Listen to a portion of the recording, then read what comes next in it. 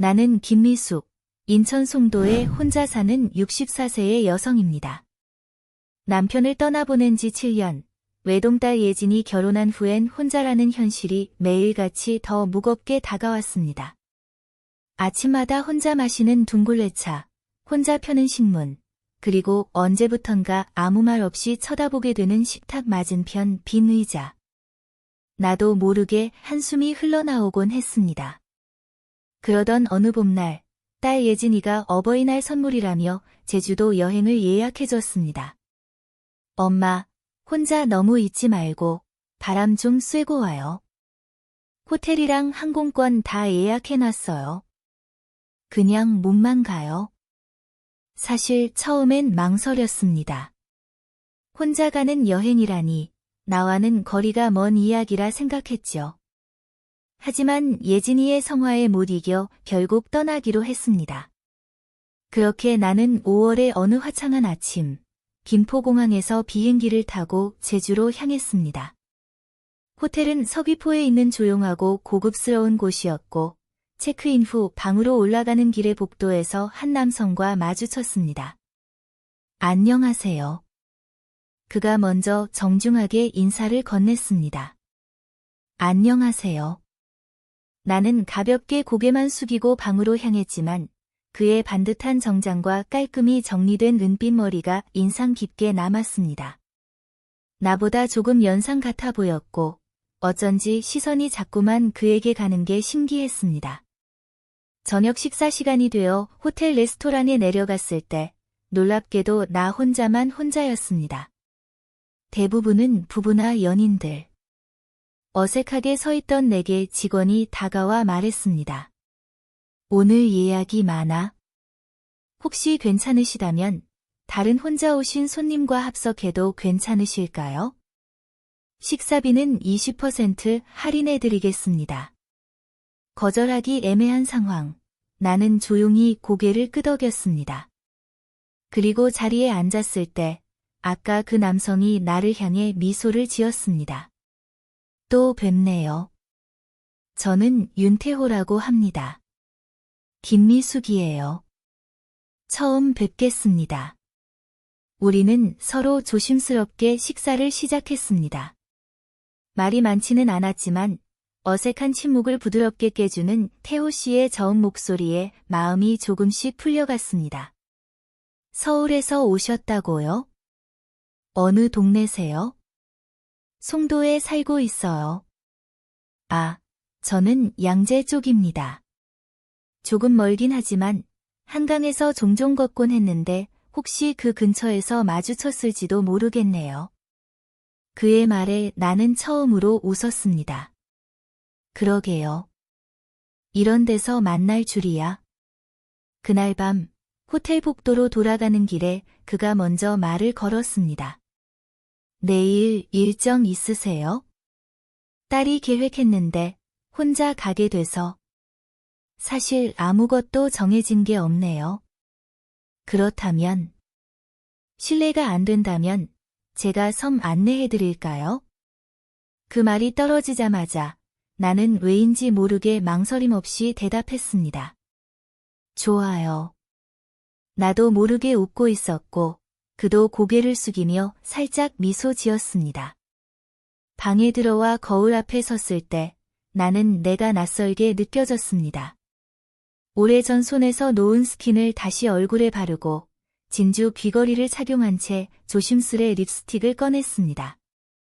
나도 몰랐던 내 안의 설렘이 조용히 피어오르고 있었습니다. 그날 밤 잠들기 전 침대에 누워있을 때 머릿속에선 그의 손짓, 말투, 따뜻한 눈빛이 떠올랐고 나는 생전 처음 가슴 깊이 울리는 떨림을 느꼈습니다. 아침 햇살이 방 안을 부드럽게 비추는 가운데 나는 조심스럽게 샤워를 마치고 옷장을 열었습니다. 여행 가방 속에는 예진이가 챙겨준 크림빛 블라우스와 가볍게 하늘거리는 연한 민트색 치마, 그리고 내가 가장 아끼는 흰색 리넨 스카프가 들어있었습니다. 머리를 반 묶음으로 정리하고 은색 귀걸이를 착용한 뒤 마지막으로 야른 향수를 손목에 톡톡. 거울 속 내 모습이 낯설게 느껴졌습니다. 이 나이에 이런 떨림을 느끼다니. 아침 식사 자리에서 태호 씨는 단정한 연청 셔츠에 베이지색 면바지를 입고 있었습니다. 그가 환하게 웃으며 손을 흔들었습니다. 미숙 씨, 오늘 더 아름다우시네요. 설레서 잠이 잘 안 오셨던 거 아닌가요? 그런 말씀을 하시면 곤란한데요. 나는 머쓱하게 웃으며 자리에 앉았습니다. 하지만 그 말에 마음이 살짝 떨린 것도 사실이었습니다. 식사 후 우리는 제주 올레길 중 한 곳인 외돌개 해안을 걷기로 했습니다. 파도가 잔잔히 부서지고 바닷바람이 살랑살랑 불어오는 그 길에서 태호 씨는 자연스럽게 내 가방을 들어주고 내 옆에 조용히 걸었습니다. 이런 바람, 참 오랜만이에요. 혼자라면 몰랐을 거예요. 누군가 옆에 있어야 바람이 따뜻하게 느껴지잖아요. 그가 불쑥 건넨 말에 나는 잠시 걸음을 멈췄습니다. 태호 씨는 원래 이렇게 상대 마음을 잘 아세요? 그는 나를 바라보다가 미소 지었습니다. 아니요. 미숙 씨가 특별해서 그래요. 그저 느껴지는 걸 말한 것뿐입니다. 사진을 찍자며 내 스마트폰을 건넸을 때 그는 나를 카메라에 담아주었고 그 다음엔 그의 사진을 내가 찍었습니다. 그리고 어느샌가 그는 조용히 말했습니다. 기념으로 셀카 한 장 찍을까요? 괜찮을까요? 우리는 얼굴을 가까이 대고 사진을 찍었고 그 순간 그의 어깨에 살짝 기대어진 내 모습에 나도 모르게 볼이 달아올랐습니다. 그날 오후 우리는 서귀포에 있는 작은 찻집에 들렀습니다. 전통 한옥을 개조한 듯한 찻집은 고요하고 은은한 국악이 흐르고 있었고 따뜻한 숲차 향이 코끝을 감싸며 분위기를 더욱 묘하게 만들었습니다. 나는 손에 찻잔을 들고 조용히 물었습니다. 태호 씨는 혼자 여행 자주 하세요? 아니요. 아내를 보내고 난 뒤엔 여행이 무서웠어요. 혼자라는 걸 너무 느끼게 되니까. 하지만 이번만큼은 누군가를 다시 만나기 위한 여행이었는지도 모르겠어요. 그가 내 손등에 살짝 손을 올렸습니다. 그 손길은 조심스럽고 따뜻했으며 나는 그 손길을 피하지 않았습니다. 오히려 손끝을 가볍게 감싸며 대답했습니다. 저도 그래요. 이 여행이 아니었으면 이런 기분을 다시 느낄 수 없었을 거예요. 저녁이 되어 호텔로 돌아온 우리는 서로의 방 앞에서 짧게 인사를 나눴습니다. 오늘 하루 정말 고마웠습니다. 저도요. 평생 기억에 남을 하루였어요. 나는 방에 들어가 문을 조용히 닫고 나서 침대에 앉아 한참 동안 가슴 위에 손을 얹고 있었습니다. 심장이 아직도 조용히 울렁이고 있었기 때문입니다.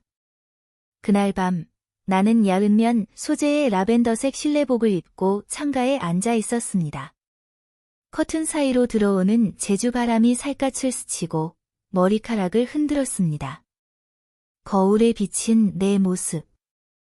흐트러진 머리카락, 가볍게 젖은 입술, 살짝 붉어진 볼. 오랜만에 여자로서의 내 존재를 실감했습니다. 그리고 그 순간 노크 소리가 들렸습니다. 미숙 씨, 저예요. 태호입니다. 내 마음은 또다시 쿵 하고 울렸습니다.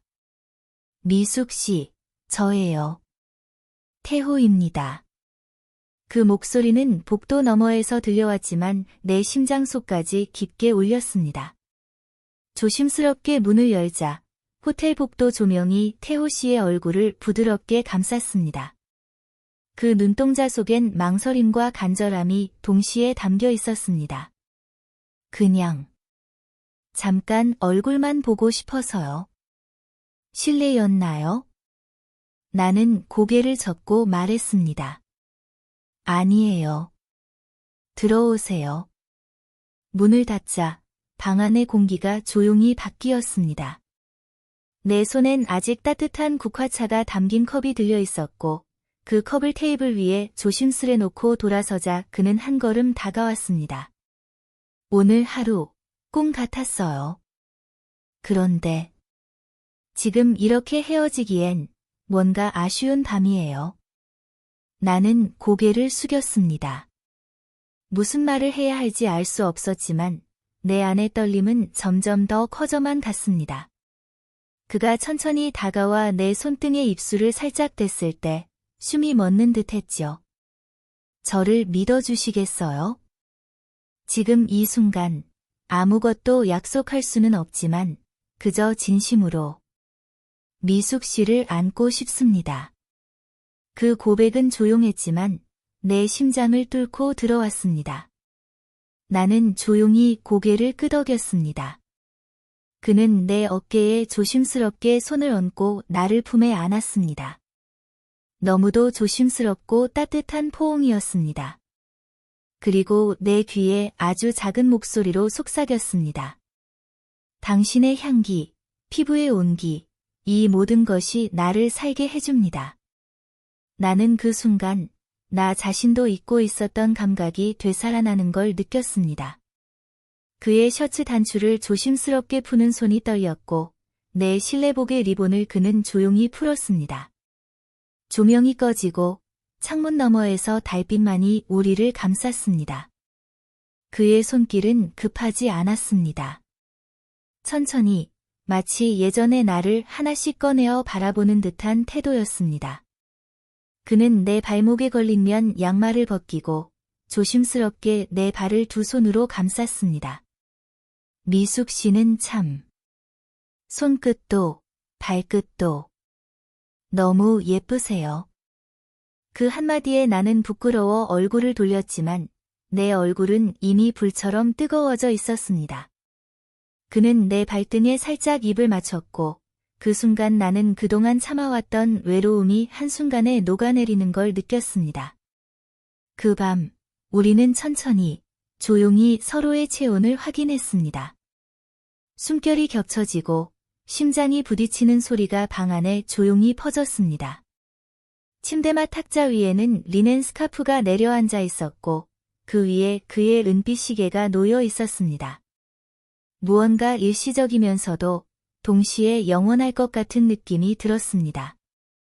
다음 날 아침, 침대에서 일어나자 태호 씨는 조용히 나를 바라보다가 미소를 지었습니다.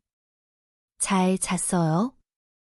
나는 이불을 조심스레 당기며 고개를 끄덕였습니다. 그렇게 따뜻한 밤은 처음이었어요. 감사합니다. 저를 받아주셔서. 그는 조심스럽게 내 손을 잡았고 나는 그 손을 꼭 쥐며 대답했습니다. 태호 씨. 후회하지 않겠죠? 아니요. 이 순간을 위해 나는 다시 태어나고 싶을 정도예요. 다음 날 아침, 우리는 함께 아침 식사를 하기로 했지만 호텔 레스토랑에는 미숙 씨 혼자였습니다. 태호 씨는 보이지 않았습니다. 나는 걱정스러운 마음으로 로비를 서성였고 프론트에 확인해봤지만 그는 이미 새벽에 체크아웃을 마친 상태였습니다. 그럴 리 없어. 아무 말도 없이?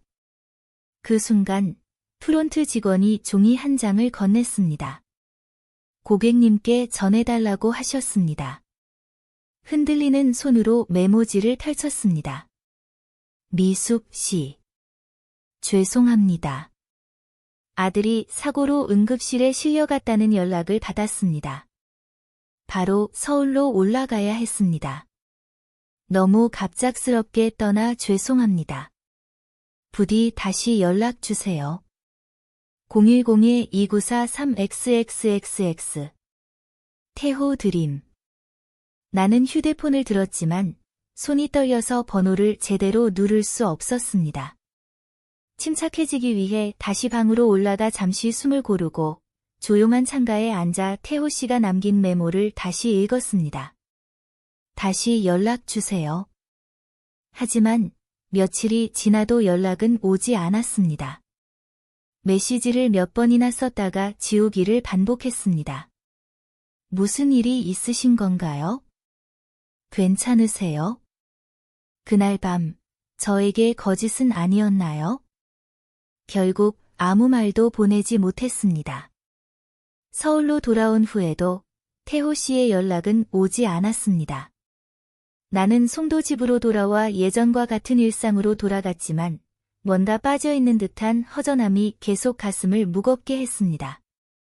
매일 아침 그의 메시지가 와 있을까 휴대폰 화면을 확인했고 매번 텅 빈 알림창을 보고 한숨을 내쉬었습니다. 예지는 그런 나를 눈치챘습니다.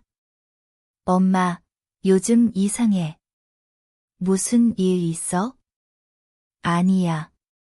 그냥 여행 갔다 오니까. 그 여운이 좀 오래 남네. 하지만 결국 나는 눈물을 흘리며 딸에게 털어놓았습니다. 사실, 거기서 어떤 분을 만났어. 너무 따뜻한 분이었고, 오랜만에 여자로서 느끼는 감정을 다시 알게 해주셨어. 예지는 놀라면서도 따뜻한 눈빛으로 나를 안아주었습니다. 엄마, 그런 일이 있었구나. 엄마도 사람인데 사랑하고 싶은 거 당연하지. 그분이 꼭 다시 연락했으면 좋겠다.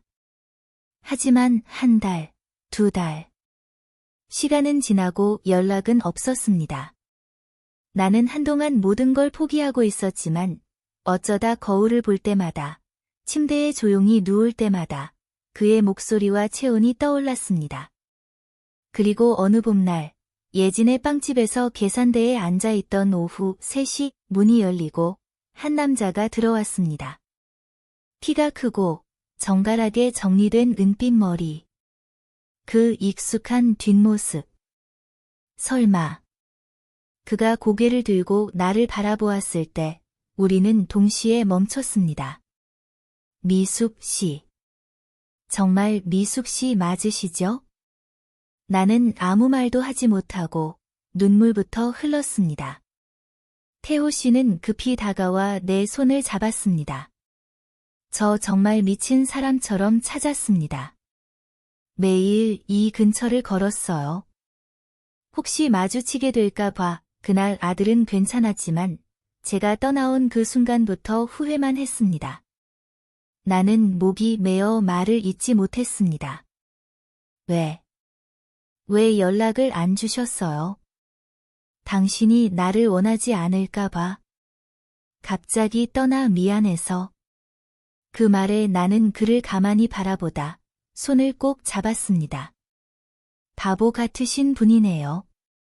그리고 우리는 조용히 서로를 안았습니다. 그리고 다시 시작했습니다.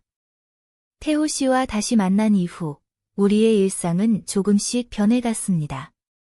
처음에는 커피를 마시며 짧게 이야기를 나누는 정도였지만 점차 그는 매일 오후 3시가 되면 예진이 운영하는 빵집을 찾아왔고 내가 퇴근할 때까지 기다려 함께 송도 거리나 해변을 산책했습니다.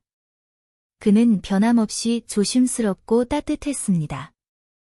내가 감기 기운이 있으면 생강차를 사서 찾아왔고 퇴근길엔 종종 내 신발끈이 풀려있는 걸 살며시 묶어주곤 했습니다.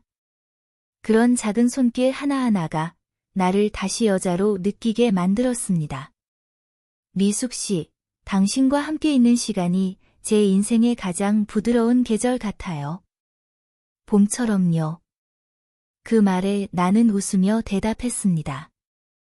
그럼 난 당신에게 매일 봄이 되도록 노력할게요. 어느 날 저녁, 그는 나를 데리고 한남동의 고요한 프렌치 레스토랑으로 데려갔습니다. 창가 자리에 앉은 우리는 와인을 마시며 조용히 서로의 눈을 바라봤습니다. 그 순간 그는 작은 상자를 꺼냈습니다. 은은한 빛을 내는 진주가 박힌 반지. 김미숙 씨, 당신을 다시 만난 건 기적입니다. 이번엔 절대 놓치고 싶지 않습니다. 남은 시간을 함께 걸어가 주시겠어요? 나는 눈물이 고인 채로 고개를 끄덕였습니다. 네, 태호 씨, 저도. 매일 아침 당신 얼굴로 하루를 시작하고 싶어요. 그날 밤, 그는 내게 묻지 않고 방에 들르지도 않았습니다. 그저 나를 집까지 데려다주고 손등에 입을 맞추며 인사했습니다. 결혼식은 소박하게 하죠. 우리 둘 다 큰 것보단 진심이 중요하니까요. 결혼식은 봄날, 벚꽃이 가득 핀 경복궁 근처의 작은 정원에서 열렸습니다. 나는 연한 복숭아빛 한복 드레스를 입고 머리에 고운 비녀를 꽂았습니다. 신발은 수제 누비 화로 만든 흰색 전통 단화. 거울을 보며 나는 생각했습니다. 64세, 이제야 진짜 신부가 된 기분이야. 그는 남색 도포와 정갈한 백색 바지를 입고 나를 바라보며 눈물을 흘렸습니다. 정말 아름다우십니다. 진심으로. 예지는 내 옆에서 손을 꼭 잡고 말했습니다. 엄마, 정말 행복해 보여. 아빠도 하늘에서 분명히 응원하고 계실 거야. 우리는 서울 양재동에 있는 아파트로 함께 이사했고 매일 아침 커피 향과 함께 하루를 시작했습니다. 태호 씨는 여전히 빵집을 찾아왔고 때론 카운터에서 계산을 돕기도 했습니다. 어느 날 예진이 장난스레 말했습니다. 두 분이 같이 계시는 모습 보면 여기 오시는 손님들 전부 부러워하세요. 그 말을 들은 태호 씨는 나를 살며시 안으며 대답했습니다. 나도 매일 부러워요. 이렇게 곁에 있다는 게 기적 같아서요. 결혼 1주년이 되던 날, 우리는 제주로 다시 여행을 떠났습니다. 처음 만났던 그 호텔, 같은 방, 같은 레스토랑.